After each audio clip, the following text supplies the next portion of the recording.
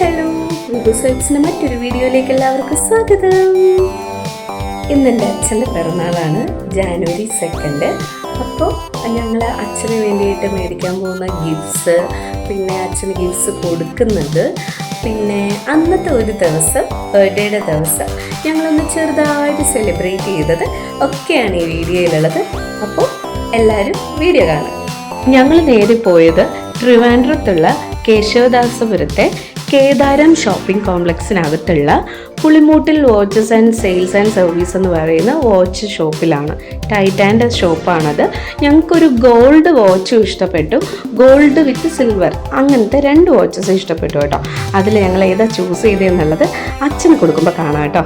അച്ഛൻ ഒട്ടും പ്രതീക്ഷിച്ചില്ല. അച്ഛൻ കടയൊക്കെ ഒതുക്കി ജോലിയൊക്കെ കഴിഞ്ഞ് വരുന്ന സമയത്താണ് ഞങ്ങളിത് കൊടുക്കുന്നത്. അച്ഛൻ ശരിക്കും സർപ്രൈസായിപ്പോയി കേട്ടോ. വല്ലാത്തൊരു സന്തോഷമായിരുന്നു ആ ഫേസിൽ. ഞങ്ങൾ മക്കൾ എന്തൊരാഗ്രഹം പറഞ്ഞാലും, ഒരു കടുവോളം പറഞ്ഞാൽ ഒരു ആകാശത്തോളം ചെയ്തു തരുന്ന ഒരു അച്ഛനാണ് ഞങ്ങൾക്കുള്ളത്. അപ്പോൾ അതുകൊണ്ട് തന്നെ അച്ഛൻ എന്താണ് ആഗ്രഹമെന്ന് നമുക്ക് ചോദിച്ചു ചെയ്യാനായിട്ട് പറ്റില്ല. അച്ഛനത് ഇഷ്ടമല്ല, അച്ഛന് തുണിയെടുക്കുന്നത് ഇഷ്ടമല്ല, അച്ഛന് വേണ്ടിയിട്ട് എന്തെങ്കിലുമൊക്കെ ഞങ്ങൾ ക്യാഷ് ചിലവാക്കുന്ന ഒന്നും അച്ഛന് ഇഷ്ടമുള്ള കാര്യമല്ല. അച്ഛൻ തനിയെ മേടിക്കത്തുമില്ല. അപ്പോൾ അതുകൊണ്ട് ഞങ്ങൾക്ക് അച്ഛൻ എന്ത് വേണമെന്ന് നോക്കി ഓരോന്ന് ചെയ്യുന്നതിൽ ഒരു ചെറിയ സന്തോഷമുണ്ട് കേട്ടോ. ഇപ്പോൾ അച്ഛന് വാച്ചില്ലായിരുന്നു. അപ്പോൾ ഞങ്ങൾ ഈ വാച്ച് മേടിച്ച് തരട്ടെ എന്ന് ചോദിക്കുന്നതിനേക്കാളും സർപ്രൈസായിട്ട് കൊണ്ട് കൊടുക്കുമ്പോൾ തന്നെ പറയും, ഇതെന്തിനാണ് മേടിച്ചത്, ഇത് എത്ര രൂപയായി, എന്തിൻ്റെ ആവശ്യമായിരുന്നു എന്നൊക്കെ ചോദിക്കുന്ന ഒരാളാണ് അച്ഛൻ. അല്ലാതെ ഗിഫ്റ്റ്സിലൊക്കെ ഒരുപാട് ഭ്രമവും കാര്യങ്ങളുള്ള ഒരാളൊന്നുമല്ല. അപ്പോൾ ഞങ്ങളുടെ ഒരു സന്തോഷം എന്ന നിലയ്ക്ക് അച്ഛാ ഇതൊന്ന് കെട്ടണം എന്നൊക്കെ പറഞ്ഞ് ഞങ്ങൾ വാങ്ങിക്കൊടുത്താലും ഞങ്ങൾ ഒരുപാട് റിക്വസ്റ്റ് ചെയ്യുമ്പോഴാണ് ഇതൊക്കെ ചെയ്യുന്നത്. ഞങ്ങൾക്ക് വാങ്ങിക്കൊടുക്കുമ്പോഴും ഒരു സന്തോഷമാണ്. ഞങ്ങൾ അത്രമാത്രം അധ്വാനിച്ച് നോക്കുന്ന ഒരു അച്ഛനാണ് കേട്ടോ. ഞങ്ങൾ ഇങ്ങനെ എടുത്ത് പറയുന്ന എല്ലാ അച്ഛന്മാരും നോക്കാറില്ലേ എന്നൊക്കെ ആർക്ക് വേണമെങ്കിലും പറയാം. ഈ വീഡിയോ കാണുമ്പോൾ പറയാം, ഇയാളുടെ അച്ഛൻ മാത്രമേ നോക്കത്തുള്ളൂ എന്നൊക്കെ വേണമെങ്കിൽ പറയാം. പക്ഷെ ഞാൻ അങ്ങനെയല്ല പറയുന്നത്, നോക്കാത്ത ആളുകളും ഉണ്ട്. അപ്പോൾ അതപേക്ഷിച്ച് നോക്കുമ്പോഴേക്കും എനിക്കൊരു വല്ലാത്തൊരു സന്തോഷമാണ്. അച്ഛൻ എന്ത് മേടിച്ചു കൊടുത്താലും ഞങ്ങളുടെ മനസ്സിലൊരു തൃപ്തി വരില്ല. അച്ഛനിത് ഇഷ്ടമാവോ, അച്ഛന് സന്തോഷമുണ്ടോ. പക്ഷെ ഒരുപാട് സന്തോഷമൊന്നും അങ്ങനെ പുറമേ കാണിക്കുന്ന ഒരാളല്ല. അടുത്ത ഗിഫ്റ്റ്, ഞങ്ങൾക്ക് വാവ ജനിച്ച സമയത്ത് ഞാൻ ഹസ്ബൻഡിന് ഒരു പേഴ്സ് ചെയ്ത് കൊടുത്തിട്ടുണ്ടായിരുന്നു. അതിൽ പേര് മാത്രം, ആ സമയത്തൊക്കെ പേര് മാത്രമായിരുന്നു ഒരു ഹൈലൈറ്റ് ആയിരുന്നത്. ഇപ്പോഴാണ് ഈ ഫോട്ടോ ഇമേജൊക്കെ വന്നിട്ടുള്ളത്.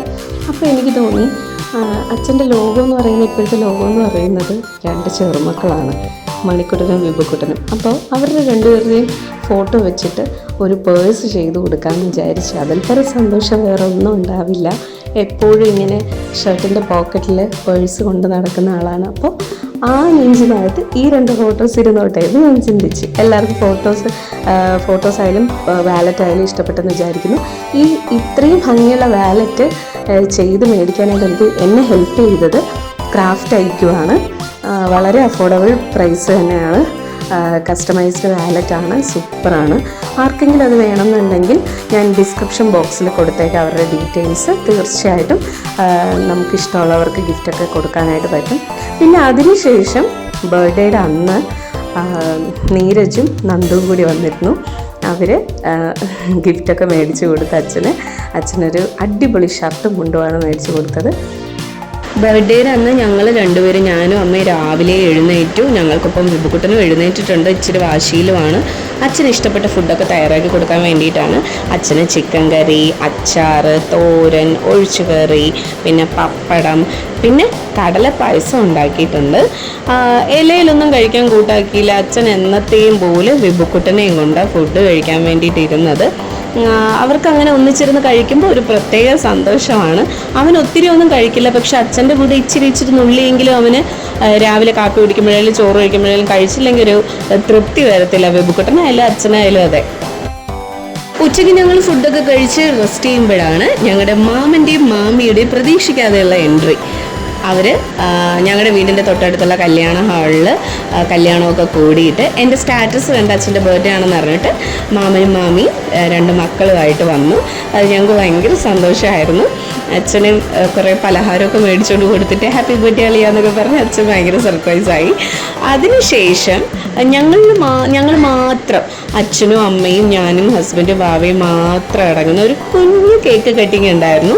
അത് രാത്രിയാണ് കേക്ക് കട്ട് ചെയ്തത്. അച്ഛന് ജോലിയൊക്കെ കഴിഞ്ഞ് വന്ന് അച്ഛൻ കുളിയൊക്കെ കഴിഞ്ഞ് റെസ്റ്റ് ചെയ്യുന്ന സമയത്താണ് ഞങ്ങൾ കേക്ക് സർപ്രൈസായിട്ട് കൊടുത്തത്. അപ്പോൾ കേക്ക് കട്ടിങ് ഒക്കെ കഴിഞ്ഞു. അത് ചെറിയൊരു ആഘോഷമായിരുന്നു. വേറെ പ്രത്യേകിച്ച് അങ്ങനെ പുറത്തുനിന്ന് ആൾക്കാരെ വിളിക്കലോ അങ്ങനത്തെ ആഘോഷങ്ങളോ ഒന്നുമില്ല. അപ്പോൾ അച്ഛൻ്റെ അമ്മയുടെയും ബർത്ത്ഡേ വരുന്നത് 6 ദിവസത്തെ വ്യത്യാസത്തിലാണ്. ഇനി അമ്മയുടെ ബർത്ത്ഡേ ഉണ്ട്, 8-ാം തീയതിയാണ് ജാനുവരി. അപ്പോൾ ഈ ഒരു ചെറിയ ബർത്ത്ഡേ സെലിബ്രേഷൻ എല്ലാവർക്കും ഇഷ്ടപ്പെട്ടു എന്ന് വിചാരിക്കുന്നു. ഇഷ്ടപ്പെട്ടെങ്കിൽ ലൈക്ക് ചെയ്യുക, കമൻറ്റ് ചെയ്യുക, ഷെയർ ചെയ്യുക. സബ്സ്ക്രൈബ് ചെയ്തിട്ടില്ലാത്തവർ സബ് ചെയ്യാനും മറക്കരുത്. അപ്പോൾ എല്ലാവർക്കും ta-ta bye bye, see U.